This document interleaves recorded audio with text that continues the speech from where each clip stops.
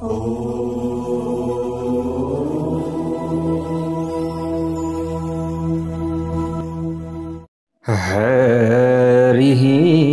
ॐ स्वस्ति श्री गणेशाय नमः।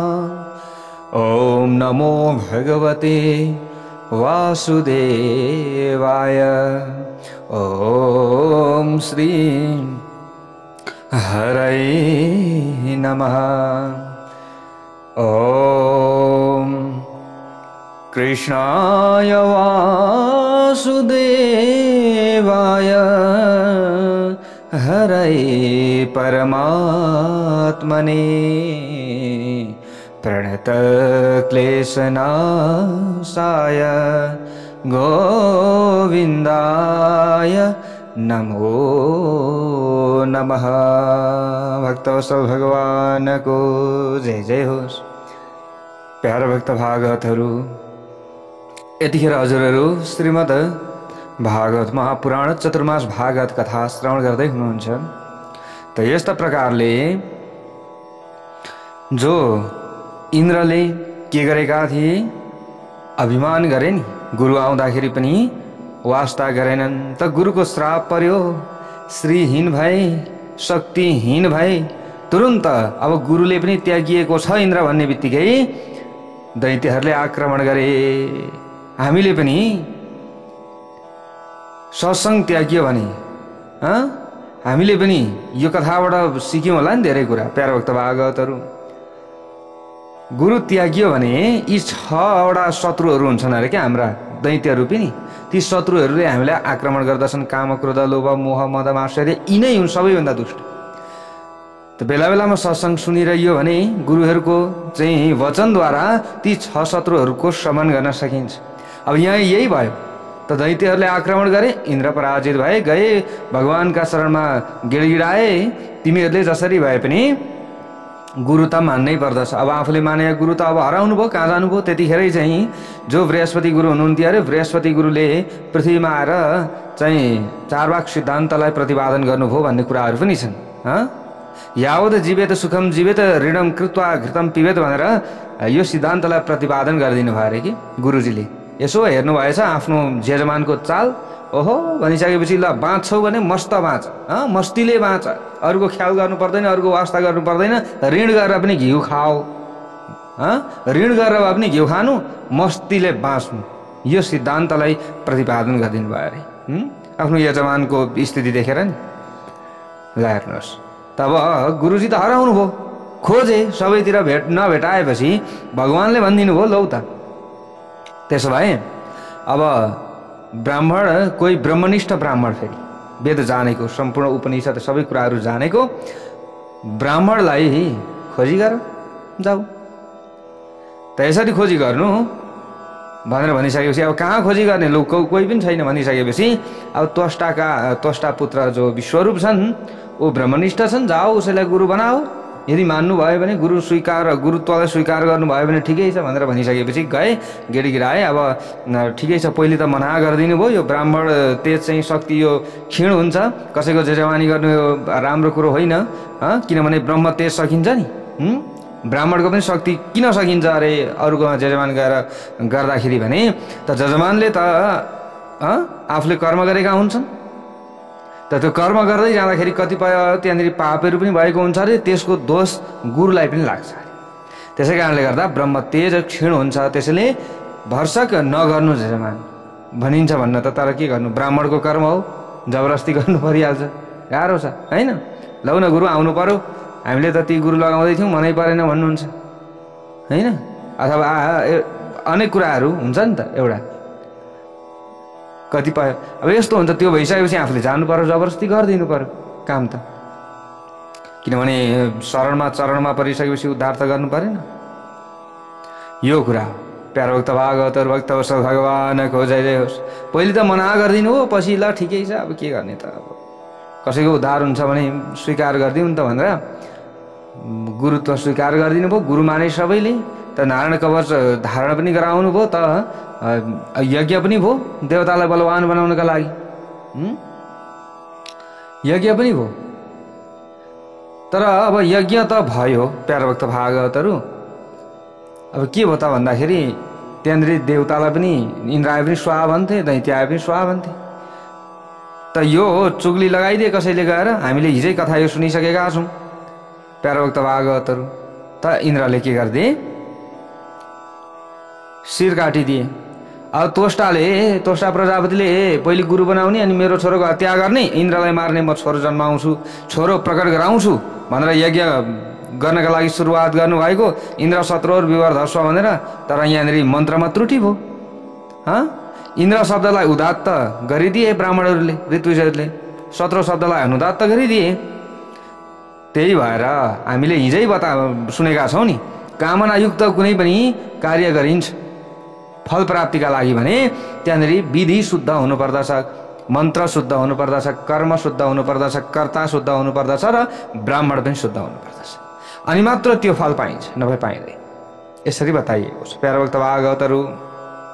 अब यसै कारण देव मन्त्रको अधिकार सबैलाई दिएको छैन।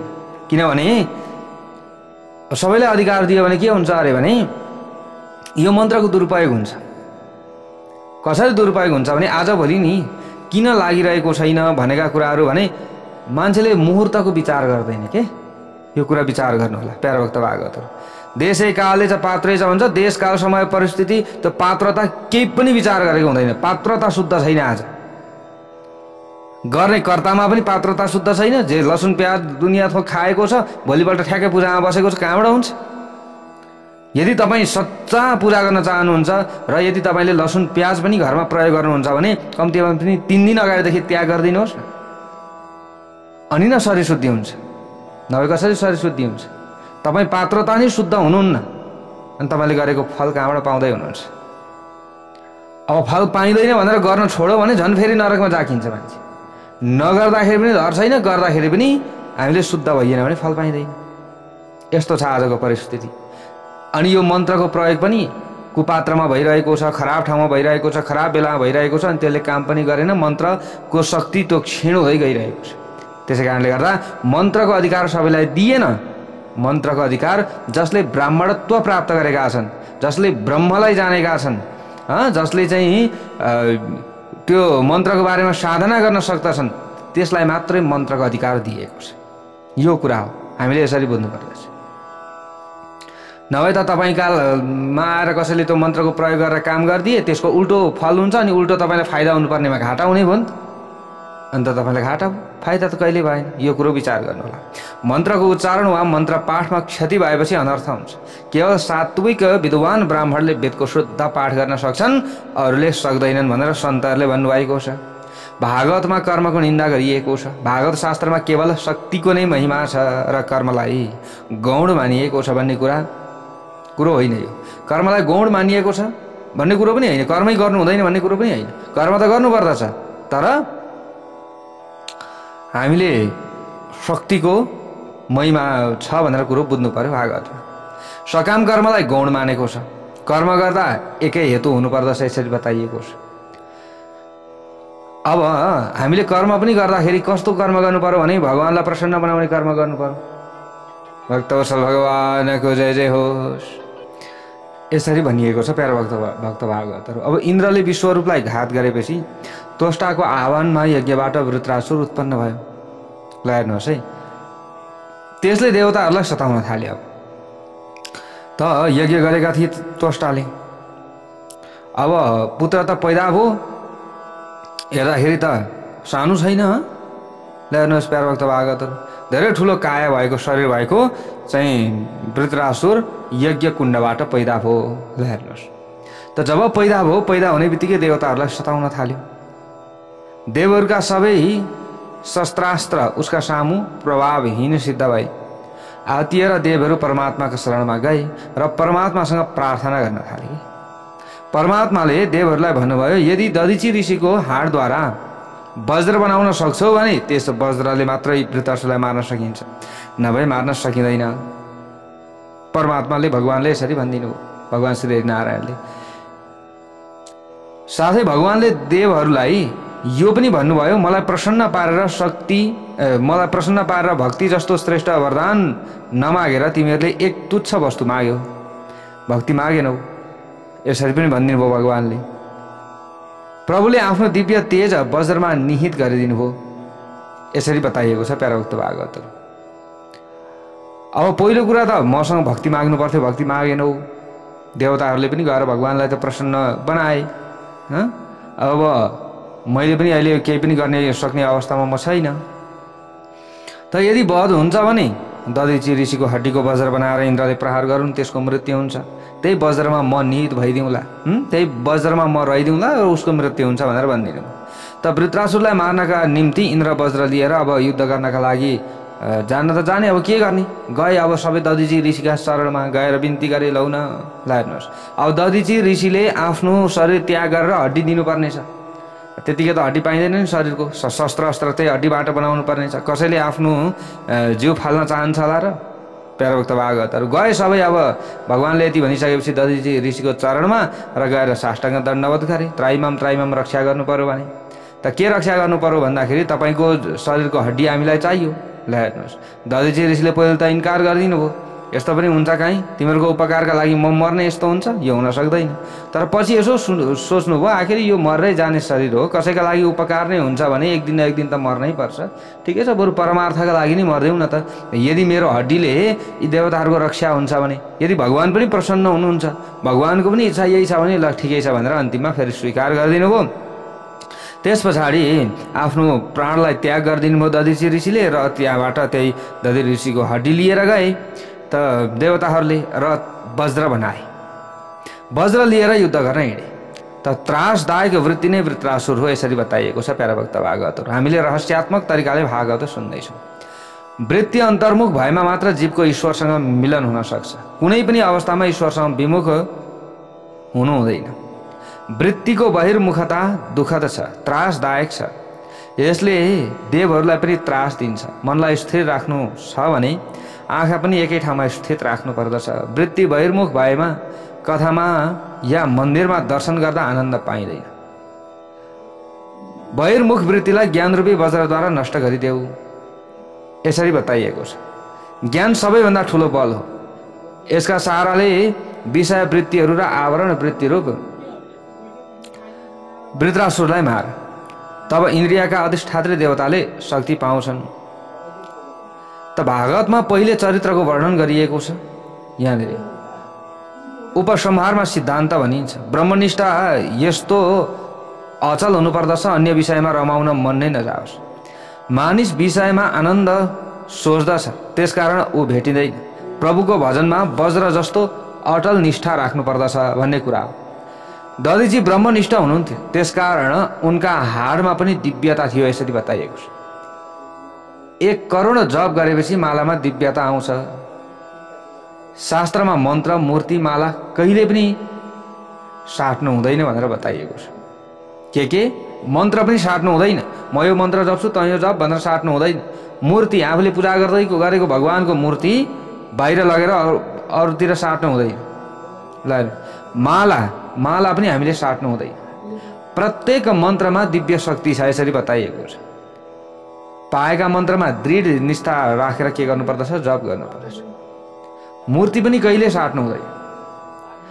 जुन स्वरूपमा रुचि छ त्यसमा पूर्णतः निष्ठा राख, त्यसैमा प्रभु प्रकट हुनुहुन्छ। वज्र धारण गरेर इन्द्र वृत्रासुरसँग युद्ध गर्न गए। ल हेर्नुहोस् है, अब दुवैमा भयङ्कर युद्ध सुरुवात भयो। त वृत्रासुर पुष्टि भक्त अर्थात् अनुग्रह हुन्। भक्तवत्सल भगवानको जय जय होस्, यसरी भनिएको छ। त इन्द्रका हातमा वज्र छ, त्यसमा नारायण हुनुहुन्छ, तर इन्द्रले देख्न सक्दैनन्। ल हेर्नुहोस् है, हातमा वज्र छ नि इन्द्रको, भगवान्ले अघि भनिदिनु भएको थियो, त्यो वज्रमा म निहित हुनेछु र यिनीहरूको वध म गर्नेछु, तर कर्म त तिमीले नै गर्नुपर्छ। ल हेर्नुहोस्, भगवान्ले पनि जुनै ठाउँमा उपदेश यही दिनुभएको छ, कर्म के तिमीले नै गर्नु पर्यो कर्म, त्यसमा म निहित हुन्छु भनेर भगवान्ले भन्नुभएको छ। त वृत्रासुरले देख्दछन्, किनभने उनी पुष्टि भक्त हुन्। ल हेर्नुहोस्, उनी इन्द्रलाई भन्दछन्, इन्द्र तिमी वज्रको प्रहार म माथि चाँडै गर। तर वृत्रासुरले त्यो वज्रमा भगवान्लाई देखेका छन्, तर इन्द्रले देखेका छैन। ल हेर्नुहोस् है प्याराभक्त भागवत, जित तपाईँकै होस्, तर तपाईँको अपेक्षा म माथि नै भगवान्को कृपा ज्यादा छ। लौकिक सुख पाएपछि जीव ईश्वरसँग विमुख हुन्छ। श्रीकृष्णको नाम स्मरण लौकिक सुखको प्राप्तिका निम्ति कहिल्यै नगर, यसरी बताइएको छ। लौकिक सुखमा विघ्न उपस्थित भएमा पनि सम्झनु पर्यो मलाई प्रभुले अलौकिक सुख दिन थाल्नुभयो। जुन जीवमाथि भगवानको कृपा विशेष हुन्छ नि त्यसको लौकिक सुख प्राप्तिको प्रयत्न भगवानले सफल हुन दिनुहुन्न, यसरी बताइएको छ। जुन जीवमाथि उहाँले साधारण कृपा गर्नुहुन्छ त्यसलाई सुख दिनुहुन्छ। लौकिक सुख दिनेलाई भगवानले चाहिँ सफल बनाउनुहुन्न, यसरी बताइएको छ। तर जीवमाथि कृपा भयो भने त्यसलाई सुख हुन्छ, यसरी बताइयो। त वृत्रासुरले इन्द्रलाई भने, इन्द्र जित त तिम्रै हुने हो, तिम्रो नै हुन्छ जित त, स्वर्गको राज्य पनि तिमीले नै पाउने छौ। तर म त भगवानको त्यस म त्यस धाममा जानेछु जहाँबाट मेरो पतन कहिले पनि हुने छैन। तिम्रो स्वर्गमा पतन हुन सक्छ, तिमी त स्वर्गबाट फेरि बारम्बार च्युत भइराख्नुपर्छ, तर म त्यहाँ जाँदैछु जहाँ गइसकेपछि म यद गत्वा न निवर्तन्ते, म फर्किनेवाला छैन। त मलाई लौकिक सुख नमिलोस् तापनि म त प्रभुको धाममा जानेछु। वृत्रासुरले इन्द्रलाई यसरी भनिदियो। ल हेर्नुहोस्, किनभने वृत्रासुरले इन्द्रले बोकेको वज्रमा भगवानको दर्शन गरिराखेको छ। हेर्नुहोस् है, यस्तो भक्त छ। त वृत्रासुर श्रीहरिको स्तुति गर्न थाल्यो त्यो समयमा।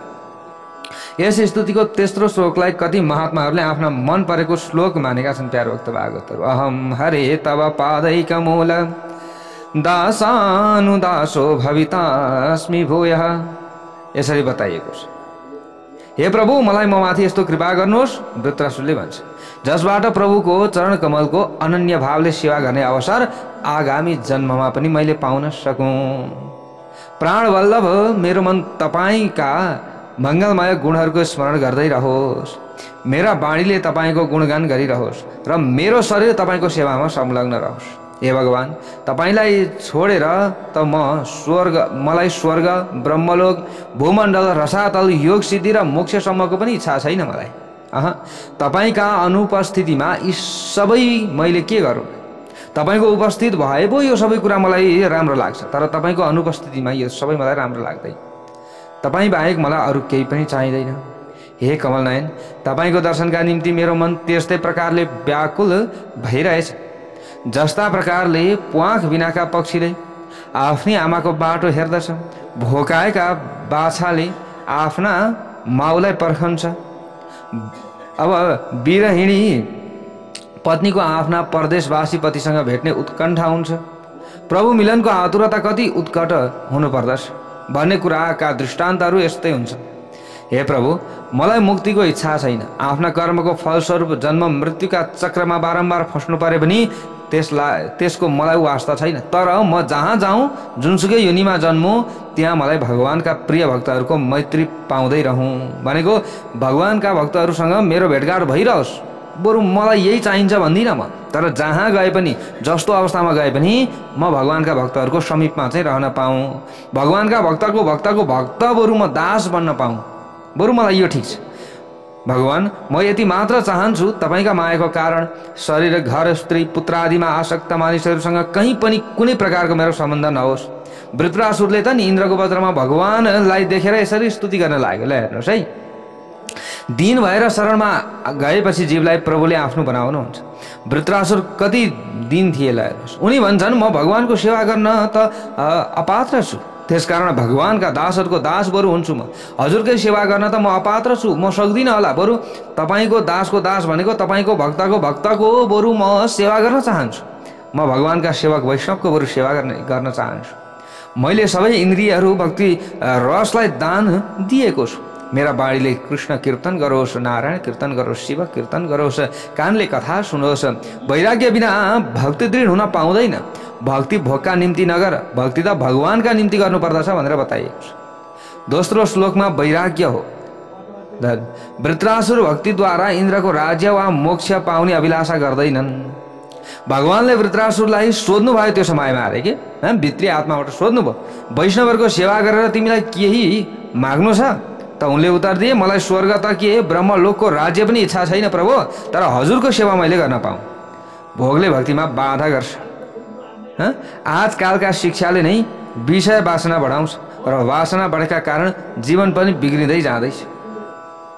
वृत्रासुर भन्दछन् मेरो केही इच्छा छैन, म तपाईँको सेवा गर्न चाहन्छु, तपाईँकै उपयोगमा आउन चाहन्छु। म बरु पहिलो श्लोकमा वृत्रासुरको शरणागति छ, दोस्रो श्लोकमा उसको वैराग्य प्रकट हुन्छ। त ज्ञानीले शरणागतिका 3 भेद मान्दछन्। नाथ म तपाईकै हुँ। परमात्माले आफ्नो बनाएपछि जीवले सम्झिन्छ भगवान मेरा हुनुहुन्छ। भगवान मेरा हुन् भन्ने भाव उदय भएपछि अनुभव हुन्छ जगतमा सब अरू केही पनि रहेनछ भन्ने कुरा त्यतिखेर हामीलाई अनुभव हुन थाल्दछ जब भगवानलाई आफ्नो मान्नुहुन्छ। त ज्ञान वैराग्य बढेपछि सब कुरा भगवानमय नै लाग्दछ। यसरी पनि बताइएको छ।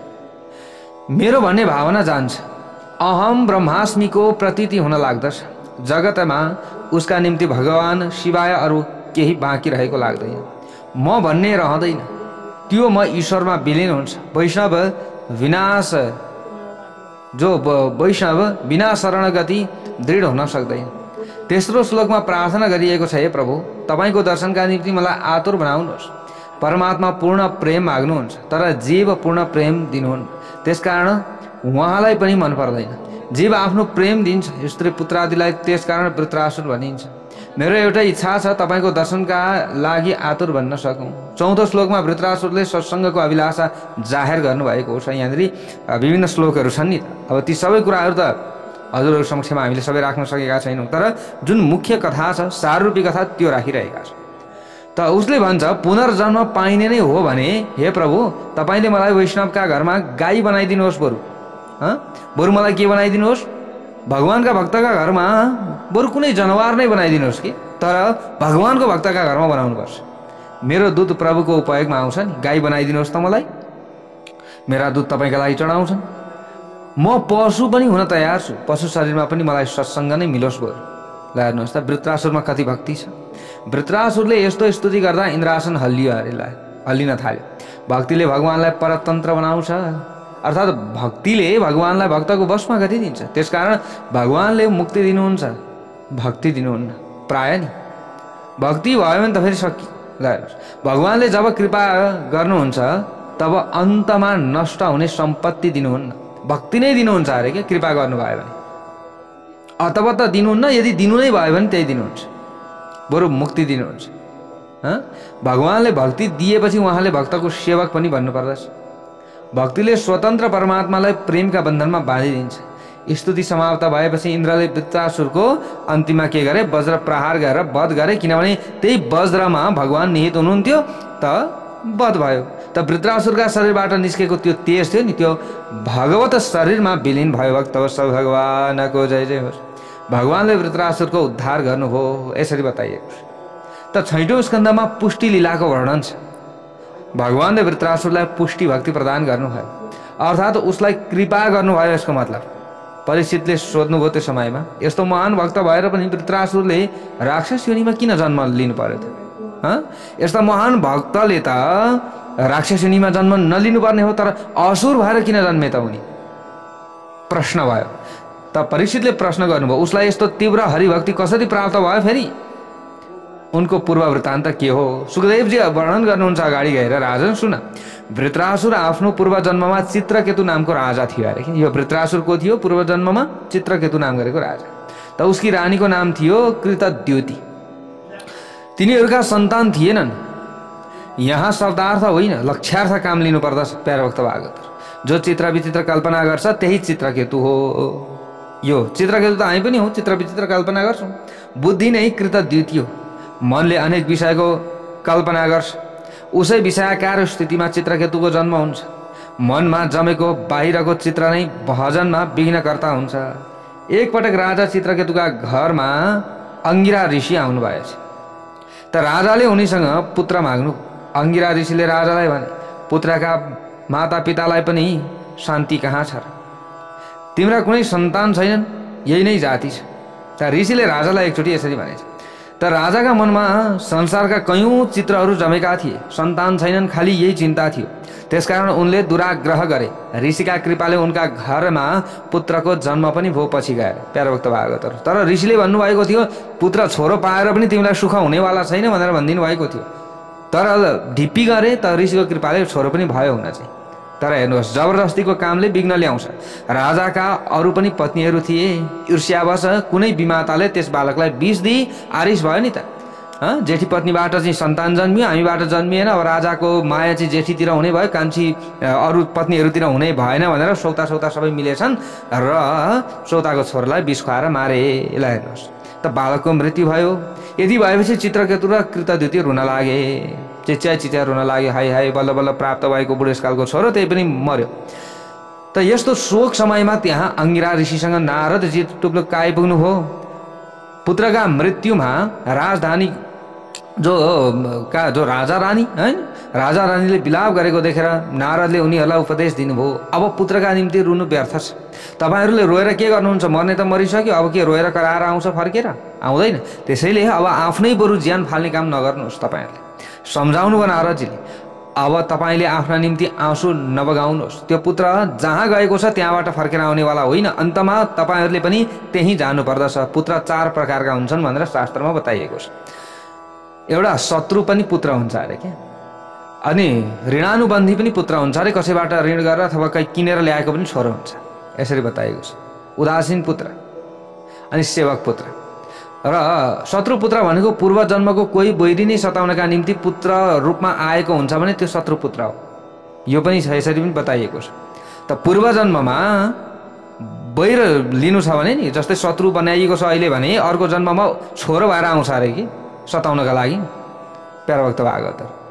तर ती दुष्ट छोराका रूपमा गनिन्छन् र आजभोलि पनि हामीले सुन्ने गरेका छौँ हैन। हो, यस्ता चित्र विचित्रका घटनाहरू घट्छन्। अनि ऋणानुबन्धी पुत्र भनेको कस्तो हो त भन्दा पूर्व जन्मको ऋणदाता आफ्नो बाँकी रहेको ऋण असुल गर्न आउँछ। ल हेर्नुहोस्, हाम्रा घरमा छोरा किन जन्मिन्छन् भन्ने कुरा पनि शास्त्रमा बताइएको छ कि पूर्व जन्ममा उसको ऋण खाइएको छ भने आफ्नो छोरो भएर जन्मिन्छ। शास्त्रमा यसरी बताइएको छ। ऋण असुल गर्नका लागि पुत्रको रूपमा आएको छ, त्यो ऋणानुबन्धी पुत्र हो। उदासीन पुत्रको रूपमा को बारेमा पनि शास्त्रमा बताइएको छ। यो कस्तो पुत्र हो त भन्दा अविवाहित छौन्जेल मातापितासँग बस्ने, अनि मातापितासँग न केही नलिने न केही नदिने, यस्तो पुत्र विवाहित भएपछि मातापितासँग छुटिन्छ। यो उदासीन, यस्ता यी चाहिँ के उदासीन पुत्रहरू हुन् अरे, यसरी शास्त्रमा बताइएको छ। पुत्रको विवाह भएपछि उसका 4 हात होलान् र उसले सेवा गर्ला भन्ने मातापिताको इच्छा हुन्छ। 4 हात हुना साथै 4 गोडा पनि भइहाल्छन् भन्ने मातापिताले सोच्न बिर्सिन्छन् अरे क्या। त्यस समयमा हात मात्रै हुन्छ भनेर सोच्छन् अरे। सुरुमा विवाह गरिदिइसकेपछि त गोडा पनि खुट्टा पनि 4वटा हो, 2टा खुट्टाले त अलिकति हिँड्थ्यो होला, अब 4वटा खुट्टाले त झन् धेरै हिँड्ने भयो। यो हो नि त कुरो। त त्यस प्रकारको व्यवहार वादी पुत्र नै उदासीन पुत्र हो भनेर बताइएको छ। यसको मतलब के बुझ्नु पर्यो भने आजभोलि त सबै उदासीन पुत्र भए होइन। पितामाता अब घरमा विवाह भइसकेपछि विवाह नहुन्जेलसम्म पितामाताको शरणमा हुन्छ। अचेल त विवाह पनि हुन पर्दैन, अगाडि नै पढ्ने न्युले के न्युले विदेशतिर गइसकेका हुन्छ छोरो, पछि आउँछ विवाह गर्छ, उताउतै सक्यो। ल हेर्नुहोस्, त सबै अहिले के उदासीन पुत्र भए, कुरा यसरी बताइएको छ। अब अर्को सेवक पुत्र, पुत्रहरू 4 प्रकारका हुन्छन् भन्ने कुरा चल्दैछ। अर्को हुन्छ के एउटा सेवक पुत्र। त पुनर्जन्ममा कसैले सेवा पाएको होला, हामीले गरेको होला नि कसैले सेवा होइन, त्यसकारण ऊ यस जन्ममा सेवा गर्नका निम्ति पुत्र भएर सेवा गर्न आउँछ अरे। पुत्र धेरै प्रकारका हुन्छन्, छोरा। पूर्व जन्ममा तपाईँले कसैको सेवा गर्नुभएको छ भने तपाईँको सेवा गर्नका लागि छोरो आएको छ र तपाईँको सेवा गर्दैछ भने बुझ्नु पर्यो त्यो सेवक पुत्र रहेछ। मैले पूर्व जन्ममा कसैको सेवा गरेको रहेछु र आज मेरो सेवा गर्दैछ भन्ने कुरो यसरी बताइएको छ। त्यसरी मातापिताको सेवा गर्ने पुत्र नै सेवक पुत्र हो। प्यारभक्त भागवतहरू यसरी यो कुराहरू दर्शाइएको छ, यो शास्त्रको कुरा हो।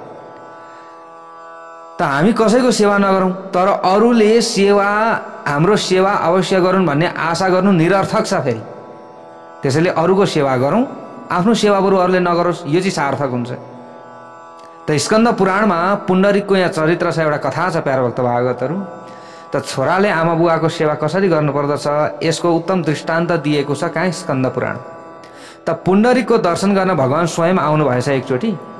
पुण्डरीक भन्ने एकजना रहेछन्। त पुण्डरीक आमा बाबुको सधैँ सेवा गर्थे। ल हेर्नुहोस् है, उनी आमा बाबुलाई सर्वस्व मान्दथे। त आफ्ना आमा बाबुलाई कसैले केही कुरा गरो त कुरा छोडिदिनुहोस् भनौँ भने पनि उनी लाठी बोकेर जान्थे। त आमा बुवाको चरणमा के चाहिँ वैकुण्ठ हुन्छन् अथवा भगवान् नै आमा बुवा हुन् भनेर यसरी मानिएको छ शास्त्रमा। त किनभने आँखा देखाउनेवाला पनि उहाँ, सृष्टि गराउनेवाला पनि उहाँ, होइन र? यदि हाम्रा मातापिता थिएनन् भने त हामी पनि कहाँबाट आउँथ्यौँ? आउँदैन थियौँ। त्यसैले सर्वस्व मान्दथे पुण्डरिकले। त उनले गरेको मातापिताको सेवाबाट प्रसन्न भएर भगवानले दर्शन दिनुभएछ। मातापिताको सेवाबाट उसले भगवानको दर्शन पाए। यसको मतलब के बुझ्नु पर्यो भन्दा मातापिताको सेवा पनि सबैभन्दा ठुलो सेवा रहेछ। मन्दिर धाएर मात्रै भगवानको दर्शन नहुने रहेछ। पूजापाठ गरेर मात्रै पनि भगवानको चाहिँ हामीलाई कृपा नमिल्ने रहेछ। मातापिताको सेवा गर्दाखेरि पनि भगवानको हामीलाई आशीर्वाद मिल्दो रहेछ भन्ने उदाहरण स्कन्द पुराणमा बताइएको छ प्यारो भक्त भागवतहरु। त्यसैले हामीले बुझ्नु पर्यो कि मातापिताको सेवा पनि सर्वश्रेष्ठ रहेछ। ल हेर्नुहोस्, दर्शन दिनुभयो भगवानले पुण्डरिकलाई। त भगवान ढोकामा पुगेका बेला नि त्यो समयमा के गरेछन्? पुण्डरिक मातापिताको सेवामा लीन थिए अरे। भगवानले दर्शन दिनुभएछ र ढोकामा आइसके, यता मातापिताको सेवामा थिए उनी त। ती बिचारा गरिब पनि थिए। ल हेर्नुहोस्, भगवानले जसलाई कृपा गर्नुहुन्छ नि ती व्यक्तिहरू धेरै अचानक उनीहरू कि छिटो छिटो धनी हुन्छन् कि उनीहरू एउटा अलिकति गरिबीपनमा खाना लाउन पनि पुगिरहन्छ होइन, पुरै समस्या पनि परिहाल्दैन, त्यस्तो अवस्थामा रहन्छ। यसरी बताइएको छ। किनभने उनीहरूले त भगवानको सेवा गर्नु छ। धेरै कि अरबपति खरबपतिले धेरै विशिष्ट तरिकाले पूजा गर्छ, हजुरहरूले देख्नु भएको छ। कि हुँदै नभएका व्यक्तिले पूजा गर्छन्, मध्यमका व्यक्ति चाहिँ यो केही पनि होइन, यो भगवान पनि होइन, केही पनि होइन भनेर मान्दैन। ल हेर्नुहोस्, त उनीहरू जहिलेको तहिले त्यस्ताको त्यस्तै रहन्छन् अरे। यसरी बताइएको छ। ल हेर्नुहोस्, उनको एउटा सानो कुटी थियो, गरिब थिए बिचारा, भित्र बस्ने ठाउँसम्म पनि थिएन। भगवान आएर बाहिर ढोकामा उभिनु भएको छ, चिनेनन्। अब भगवान कुन रूपमा आउनुहुन्छ त कसलाई के थाहा हुन्छ? थाहा हुँदैन। यसरी बताइएको छ। त भगवान एउटा माग्नेको रूपमा पनि आएको हुन सक्दछ। हाम्रो सेवा गर्नका लागि कोही व्यक्ति आउँछ भने त्यो पनि भगवानको रूपमा आएको हुन सक्दछ, अथवा एउटा कुकुरको रूपमा, बिरालाको रूपमा, अथवा कुनै न कुनै को रूपमा भगवान कलिजुगमा आउनुहुन्छ अरे। कलिजुगमा भगवानलाई प्रत्यक्ष आँखाले देख्न सकिँदैन भनेर शास्त्रमा बताइएको छ। यो चर्म रूपी आँखाले, ज्ञान रूपी आँखाले त देख्न सक्नु होला, तर चर्म रूपी आँखाले भगवानलाई कलिजुगमा देख्न सकिँदैन भनेर यसरी शास्त्रमा बताइएको छ प्यारो भक्त भागवतहरु। यो कुरा छ। त भगवान आउनुभयो, पुण्डरिकले मातापिताको सेवामा थिए, भित्र खाना पकाउनु पर्यो, दिनु पर्यो, हरेक कुरा हुन्छ नि भित्रका कामहरू। बाहिर भगवान आएर उभिनु भएको छ। त मातापिताको सेवा गर्दै पुण्डरिकले भगवानसँग अब त्यो समयमा बोले अरे। तर डाइरेक्ट त भगवान त उनले चिनेनन्, तर बाहिर जो आएको थियो उहीसँग बोले। त मातापिताको सेवाको फलस्वरूप अब यहाँनिर भगवानले भन्नुभएछ त्यो समयमा, बाबु अब त्यो भयो नि त, वार्तालाप भयो। त अन्तिममा अब भक्त हो, जो भक्त छ नि, भक्तलाई भगवानको चाहिँ के हुन्छ अरे भने त्यो कनेक्ट हुन्छ नि एउटा एक प्रकारको। तपाईँको यदि हो भने त्यसमा अलिकति केही न केही फिल हुन्छ। यदि हो भगवानको स्वरूप, जस्तै एउटा भक्तले भक्तलाई चिन्छ होइन, त्यो हुन्छ, एउटा कनेक्ट हुन्छ क्या। काहीँ न काहीँ उसको लक्षण थाहा हुन्छ, काहीँ न काहीँ थाहा हुन्छ। र अर्को कुरा के छ भने देवता र भगवान चिन्ने पनि उपाय त छ, शास्त्रमा बताइएको छ, तर कलिजुगमा देख्न सकिँदैन, यो डाइरेक्ट बताइएकै छ। त देवताले भगवानले आँखा झिम्क्याउनु हुन्न कहिले पनि, यसरी भनिएको छ प्यारो भक्त भागवतहरु। यदि काहीँ तपाईँले देख्नुभयो, भगवान देख्नुभयो भने पनि भगवानले, देवताले कहिले पनि आँखा झिम्क्याउँदैनन्। मान्छेले चाहिँ किन आँखा झिम्क्याउँछ भन्दा निमि राजाले हाम्रो चाहिँ यो आँखामा आएर बास गर्नुभएको कारणले गर्दा यो पनि कथा छ। मान्छेले आँखा झिम्क्याउँदैन थियो अरे पहिले, मान्छे पनि देवता स्वरूप थिए नि त पहिले प्यारो भक्त भागवतहरु। मान्छेले पनि आँखा झिम्क्याउँदैन थिए। जुन दिन निमि राजाले हाम्रो आँखामा आएर बस्न लाग्नुभयो त्यही पछाडि हाम्रो आँखा झिम्किन थाल्यो र आँखा झिम्किँदाखेरि लाग्ने जुन समय छ नि त्यसलाई निमेष भनिन्छ आज पनि। निमेष, एक निमेष भनेर हामीले भन्ने गर्छौँ नि, 2 निमेष। त्यो भनेको कति भन्दा आँखा झिमिक्क भएको जति समय छ त्यसैलाई निमेष भनिन्छ। त्यहाँबाट निमेषको सुरुवात पनि भयो। अनि अर्को छ, भगवानले देवताले यदि पृथ्वीमा अवतार लिएर आउनु भयो भने मान्छेले त डाइरेक्ट भुइँमा टेक्छ, तर यदि देवता आउनु भएको छ भने कम्तीमा पनि 3 इन्चले मात्रै भए पनि भुइँ छोएको हुँदैन भनेर शास्त्रमा बताइएको छ। शास्त्रमा के बताइएको छ भने एउटा देवताले भगवानले आँखा झिम्क्याउनु हुन्न, यसबाट चिन्न सकिन्छ। अर्को डाइरेक्ट भुइँमा स्पर्श गरेको हुनुहुन्न, 3 इन्च मात्रै भए पनि पाइला माथि हुन्छ। ल हेर्नुहोस्, यसरी बताइएको छ। त अश्विनी कुमार र च्यवन ऋषिलाई सुकन्याले यसरी चिन्नु भएको थियो। यो पनि कथा छ प्यारो भक्त भागवतहरु। त मेरा पति हुन् कि अश्विनी कुमारहरू हुन् भन्ने कुरामा यो ज्ञान थियो। सुकन्यालाई आफ्ना पति, ल हेर्नुहोस् त, आफ्ना पति च्यवन मुनि र अश्विनी कुमारहरू एउटै भएर आउनुभयो परीक्षा गर्नका लागि। त आउँदाखेरि त्यो समयमा आफ्नो पति चिन भनेर भन्दाखेरि सुकन्याले यही दुईटा कुराबाट चिन्नु भएको थियो। ल हेर्नुहोस् प्यारो भक्त भागवत यो कुरा छ।